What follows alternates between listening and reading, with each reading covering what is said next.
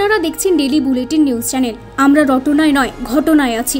সমস্ত খবর দেখতে আমাদের পেজটি ফলো করুন আর ইউটিউব চ্যানেলটি সাবস্ক্রাইব করুন। নমস্কার, আপনাদের সঙ্গে আমি শ্রেয়া।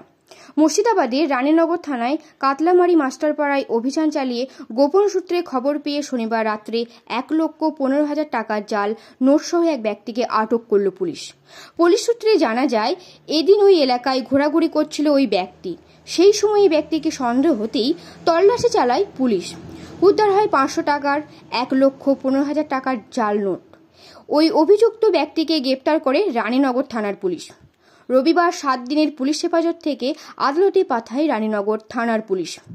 কোথা থেকে কিভাবে এই পরিমাণ জাল নোট পেয়েছে বা কাকে দেওয়ার উদ্দেশ্যে নিয়ে যাচ্ছিল তা খতিয়ে দেখছে পুলিশ।